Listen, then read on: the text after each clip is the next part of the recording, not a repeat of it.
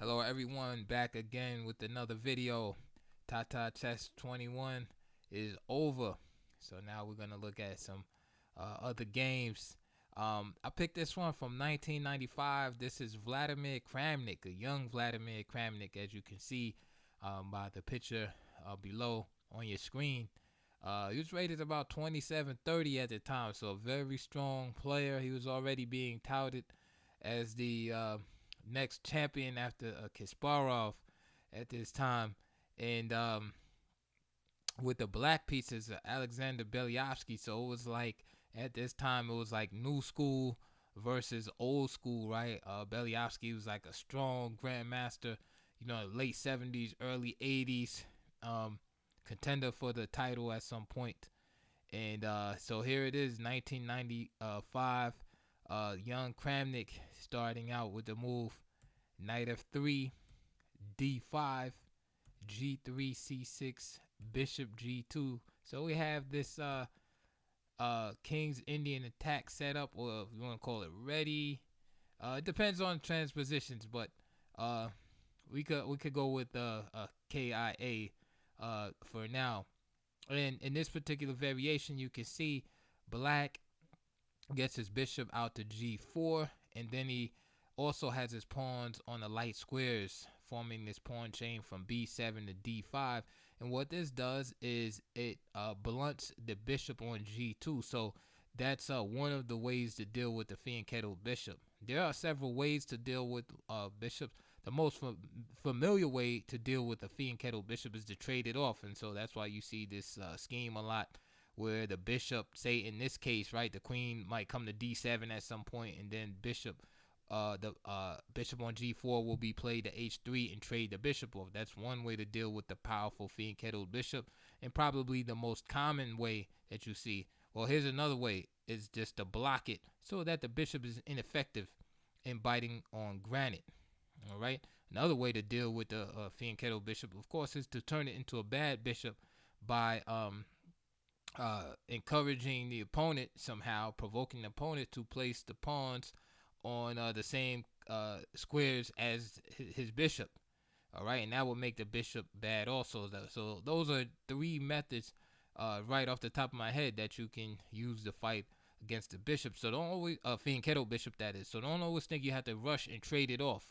All right, because sometimes that can be anti-positional, right? You lose time rushing to play, queen d7, bishop h3, and then actually wind up in a bad position. All right. So after castles, knight d7 was played, and of course, this move is feigning, right, or at least presenting Kramnik with the idea, hey, I might play e5. All right. Black many times will play e6, but this move knight d7 is a good move because white at least has to consider it, and this gives black information as to what type of game white is willing to play. If white just say plays d3 here, and black wants to play e5, that means white is willing to allow black to make this early claim in the center.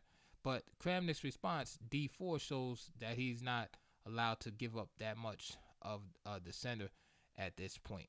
I also want to take the time to give a quick shout out to one of the viewers again who guessed the female player up in the corner in the last video. It was Sugar Bear Chirac who guessed Anna Rudolph in the last video. So again, if you're out there and you know who this player is, and you're the first to let me know in the comments, I'll be glad to shout you out in the next video. So this encourages some participation in the videos. And so again, shout out to Chicago's finest there. Also, I do want to say, thank you guys for coming and viewing my channel and joining in. Channel starting to pick up some steam, so that's pretty good. Again, I'm on Instagram, Chess Audiobooks, Twitter, Chess Audiobooks, chess.com, Chess Audiobooks, and Live Chess, Chess Audiobooks. So if you want to come play me, I've taken on all comers. So I'll see you there. So we're going to continue with the game. So after d4, Beliavsky played e6. All right. Now it's Kramnik's turn to make his opponent think about what he's going to do. So with the move knight bd2, e4 is on the table now, right? E4, c4 is on the table. But anyway, it's going to extract some information from black. How is black going to react? Is he going to play the traditional move knight gf6? Right, that's possible. Right, knight gf6, bishop e7, castles, so on and so forth, with the typical game in this line. And of course, this can transpose into a ready system, Catalan, what have you. So here, Beliavsky makes an interesting decision, and this is one of the reasons why I chose this game. He plays f5, and now you can see we have a stone wall on the board. But can you spot what's different about black stone wall here than a typical stone wall defense from the black side?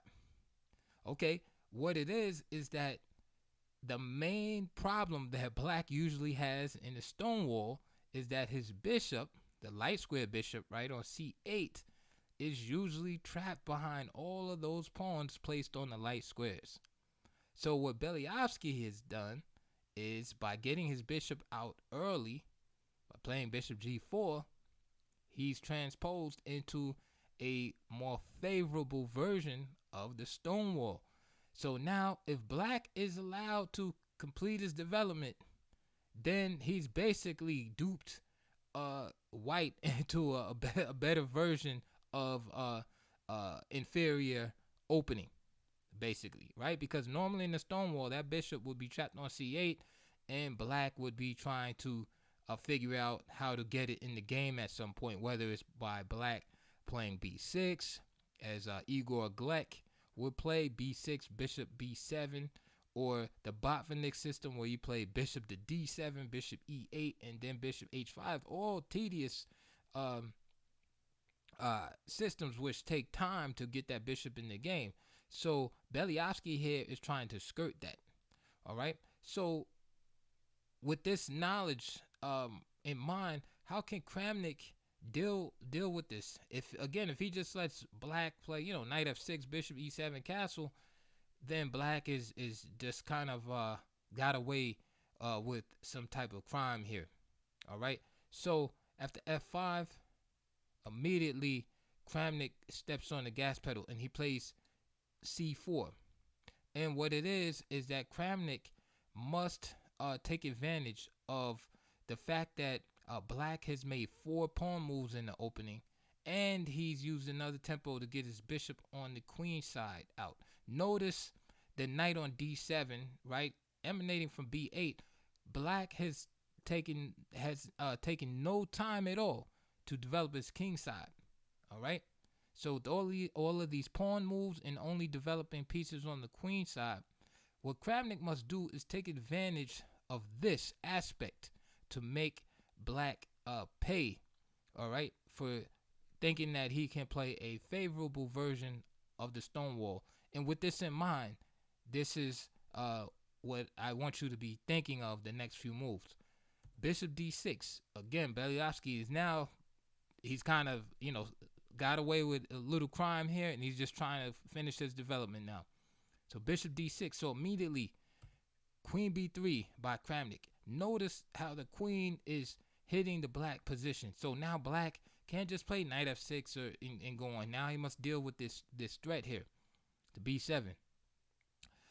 The other arrow that I've highlighted going to black's king side is just, so that you could keep in mind the position of this queen in the future, because that's going to be a problem on that diagonal, right? This is a common move in many variations of the Dutch defense. The queen gets on b3, and a lot of times, due to the weakness of the king side, at some point black has trouble with those pawns on d5 and e6, right? Sometimes he needs to make a capture, say on e4, he can't because of the pin. All right, so the queen just sitting there is very annoying for black, all right, on this diagonal in the future. So just keep that in mind. Black chooses to defend. Rook b8, doesn't really want to create weaknesses, and also he doesn't want to take the queen away from the king side. All right, so for instance, he could have played move like queen b6 and maybe try to offer to go in the endgame. But the thing is white can then hit another weakness, which is e6, typical weakness in the Stonewall.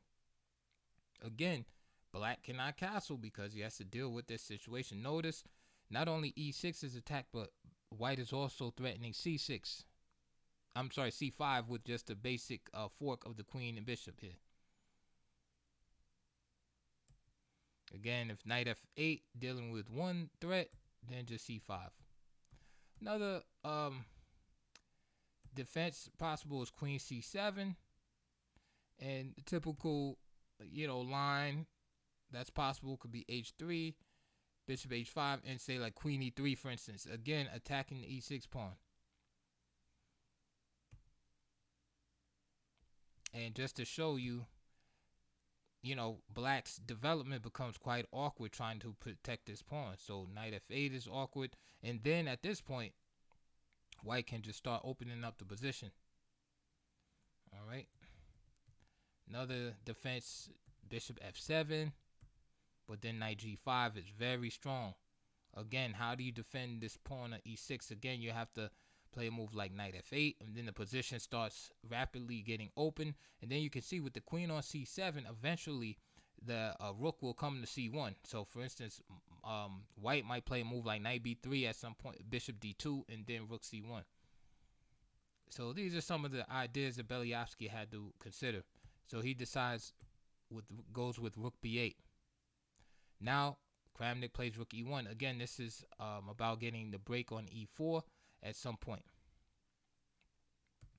So knight h6. Why knight h6? It prevents the knight from coming to g5 and attacking e6 because the queen is keeping the eye on g5 square. So if he played his normal move that he wants to play, knight gf6, then knight g5, and you can see the problems. So with knight g5, there's a dilemma here because it's not just about making one move attacks. And as you get stronger in chess, you'll realize that you must look to create like dilemmas, right? Which means in layman's terms, just create more than one problem at a time. If you just create one problem, then the opponent could just solve that problem, especially if he's a strong player. So for instance, this one move attack, knight g5, attacking e6, can be solved very easily with queen e7. However, black cannot stop the ideas I have highlighted also with the other arrows in f3 and e4. So for example, queen e7 dealing with one prong of the dilemma. Boom, f3. Now what? The bishop has to go back to h5, e4. This is why Beliavsky plays knight h6. So now Beliavsky is almost there, right? He's ready to castle. But Kramnik plays c takes d5. Okay, can't castle. Gotta capture. Gotta keep the material balance here. C takes d5. h3. Again, just keeping the pressure on Beliavsky. Won't give up. Beliavsky plays bishop h5. I know some of you out there want to play bishop takes f3, but the problem is here is after bishop takes f3, Kramnik has a wonderful move, and he just plays e takes f3, and notice the rook is in perfect position again to hit this pawn here on e6. Notice also the position of the queen on b3. So for example, if white wanted to, right, if he could move again, right, in the fantasy world, he could just play a move like queen takes d5 because of the pin. And these are the type of problems that wind up rearing, their head, so to speak, later on in the position as that queen is just settled there on b3. This is why Beliavsky played bishop h5. However, when he played bishop h5, Kramnik played a powerful move e4. Again, queen on b3 is very important. F takes e4. And now knight g5.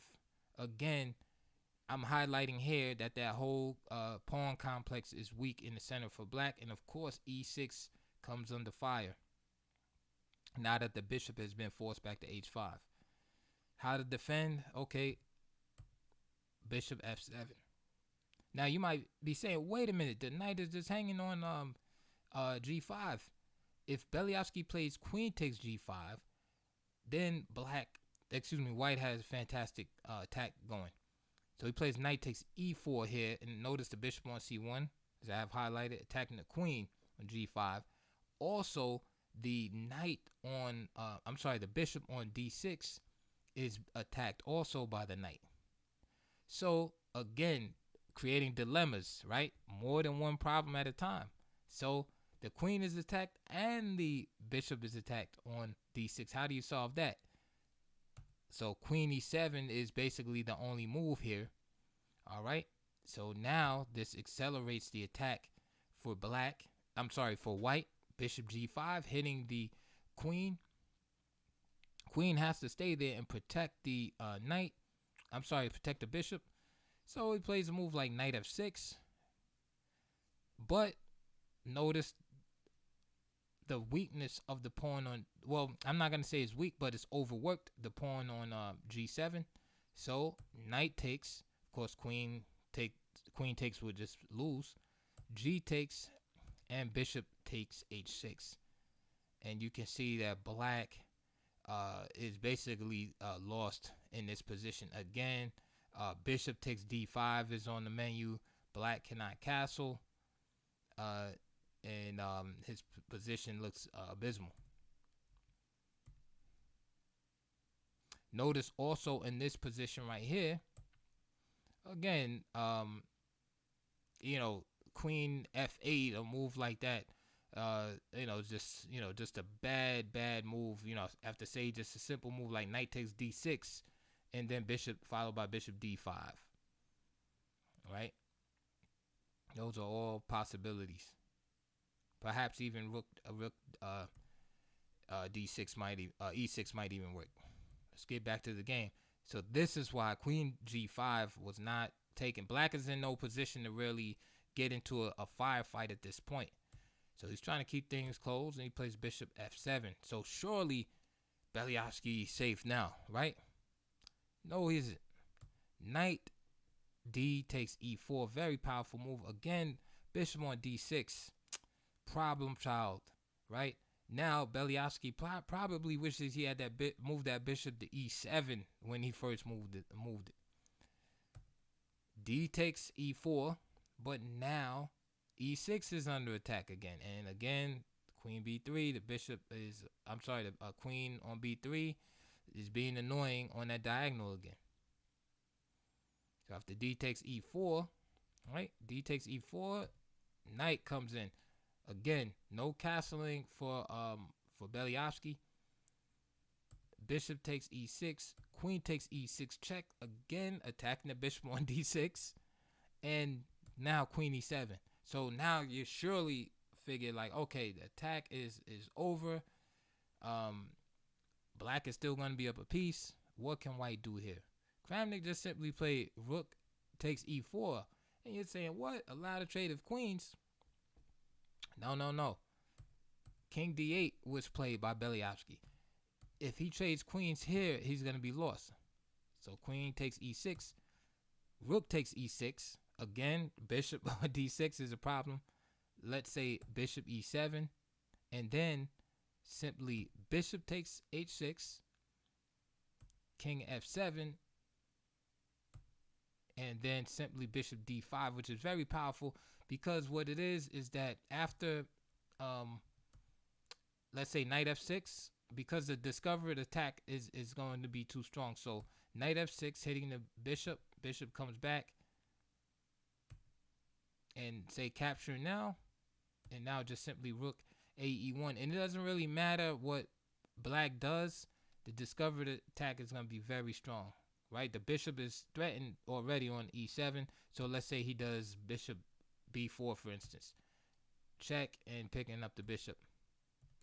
If he plays bishop d8, say rook e7, check, king g6, bishop c2, and let's say king g5, for example, and rook e5 mate. Of course, he would have to interpose his knight here, and he would just capture the knight. But the bottom line is that white is just winning after queen takes e6. All right. Therefore, Beliavsky played king d8. After king d8, Kramnik played a very simple move. Queen d5. Beliavsky resigned. All right. Why did he resign? Well, he's totally lost, of course. But how is he lost? Why is he lost? Let's get into it. So after queen d5, let's just make some random moves. Knight f6, right? With the idea of just trying to trade everything, get into some type of reasonable ending, right? After all, black is still up a piece. So after knight f6, just simply rook takes e7, knight d5, and then rook e6 is very strong because you're attacking two pieces. So what black is going to do is restore the piece equality, and then what white is going to do is restore the piece equality and then be up 2 pawns. There's no way to protect both pieces here. So for example, if let's say king d7, attacking the rook and protecting the bishop on d6, well, then just simply bishop from g2 takes the knight on d5 and protects the rook at the same time. So that's the problem there. And of course, if the knight moves, then you just grab the bishop. So this is why that doesn't work. Another attempt could just be queen f8, of course, to try to save the queen. But then you have bishop g5. That's pretty strong. If king c8, there's some slick moves here. Of course, natural move is just rook c1, which is good. But a real slick move is rook e8 check. And what that does is basically just create a mating net. So the queen is forced to capture, and then now you have this move, queen d6, and then now you're threatening rook c1 here. So then you get these kind of moves, knight c5, etc. And again, black is totally busted there. So knight f6. Knight f6 won't work in this particular line because now the knight can't even. So let's say after queen f8, bishop g5 check, and let's say knight f6 instead of moving the king. This time the knight walks right into a pin, so it's not even effective at all. You just continue the development and play a move like rook a e1, and again, white is for choice here. So that was it, man. Just beautiful game by Kramnik. Only 18 moves. He just blew Beliavsky out of the water. And I like how this game unfolded because, again, he understood the moment in the position. Kramnik understood that he just can't let Beliavsky just get away with being able to develop his queen side first and make just 4 pawn moves, right, to create the stone wall and just let the opponent just do what he wants to do and just equalize from there. He actually made him pay for not developing his king side, right, and made him pay for having the audacity to try to bring his bishop out first and then do a stone wall. So very educational game, definitely for me, and I hope it was for you. So hey, thank you for listening to my channel and joining me for this video. I hope you liked it. Please give a thumbs up, subscribe, all that stuff that everybody tells you to do. Share the videos. Like I said, I'm on Twitter, same name. Instagram, same name. Live Chess, same name, chess.com. Come see me there. Follow me on the social media. Also, I'd like to see your comments below. Again, if you know who this female chess player is, let me know. Just for the fun of it. And also, if there's some kind of subject matter or game or whatever you want me to look at, just holler at me in the comments below, and we'll get right on it. I might have a video on it already because I have several hundred videos on this site already. So, like I said, thank you once again for joining me, and just let me know what you think about it. So I'll see you guys on the next one.